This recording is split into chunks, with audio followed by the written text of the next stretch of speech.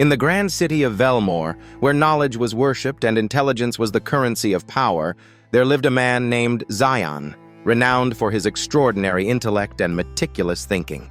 From a young age, Zion had been different. While other children played, he would sit quietly, analyzing patterns in the clouds, predicting outcomes of games, and questioning everything around him. His mind worked like an endless labyrinth, constantly weaving possibilities and conclusions. However, his greatest strength was also his greatest flaw. Zion was an overthinker. He would often be paralyzed by thought, evaluating endless scenarios before making decisions. Many mocked him for it, saying his intelligence was useless if it took him too long to act. But Zion never wavered. He believed that true wisdom lay not in speed, but in precision. As he grew older, his ability to dissect and anticipate outcomes made him famous. He became a scholar, a strategist, and an advisor to the most powerful rulers. His wisdom saved kingdoms from war, merchants from ruin, and scholars from miscalculations. Yet despite his success, whispers of doubt always followed him. Some believed that his overthinking was a weakness disguised as wisdom, that in the face of true urgency, he would crumble. Among those skeptics was a man named Kael, a famed strategist known for his quick wit and fearless nature. Kael had always been hailed as a genius who acted swiftly and decisively. He believed that intelligence was about intuition and bold action rather than endless contemplation.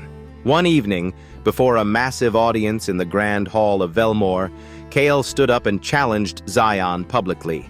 "You claim to be the greatest thinker in Velmore, yet I see a man who is afraid to act without assurance. I challenge you to a test of intelligence where there is no time for hesitation." The crowd murmured in excitement as Kael revealed the challenge, a life-or-death test of logic, skill, and speed.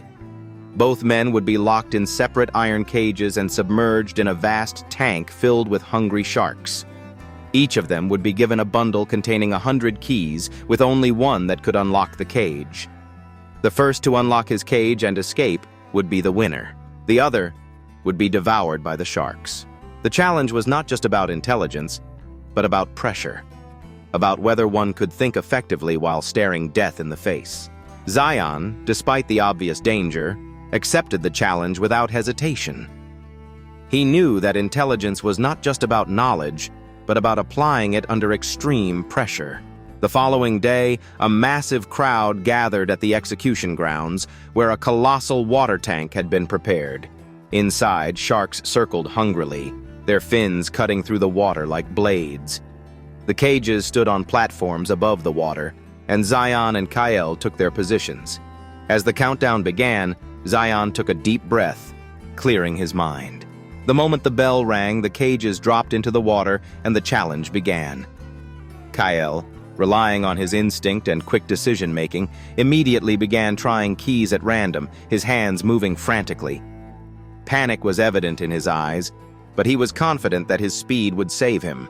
Meanwhile, Zion, though submerged and surrounded by sharks, remained composed. He knew that randomly trying keys would be futile. It was a probability puzzle, not a race. Instead of panicking, he examined the bundle of keys in his hand. He had studied the habits of keymakers before, and understood that frequently used keys were often placed near the center of a bundle for convenience. Applying logic, he divided his keys into sections, swiftly eliminating unlikely choices and narrowing down the possibilities. His ability to overthink, once mocked, was now his greatest weapon. As Kael continued to fumble in desperation, Zion systematically worked through his selection. Within minutes, he found the correct key, unlocked his cage, and swam upward. The moment he emerged, the crowd erupted in cheers. But beneath the water, Kael was still struggling. His quick, frantic thinking had betrayed him. Before he could find the right key, the sharks struck, their powerful jaws sealing his fate. The water turned red, and silence fell over the crowd. Zion, gasping for air, looked at the stunned audience and spoke, his voice steady despite the chaos he had just escaped. True intelligence is not about acting the fastest, but about thinking the smartest. Overthinking is only a weakness if it leads to inaction. When harnessed correctly, it is the sharpest weapon one can wield. The crowd erupted into applause, their perception of intelligence forever changed. Zion had not only won a challenge, he had proved a fundamental truth about wisdom. His victory became a legend, a lesson etched into history. Expertise is not measured in speed, but in the ability to think under pressure. And in the end, experts remain experts, not because they act the fastest, but because they act the smartest.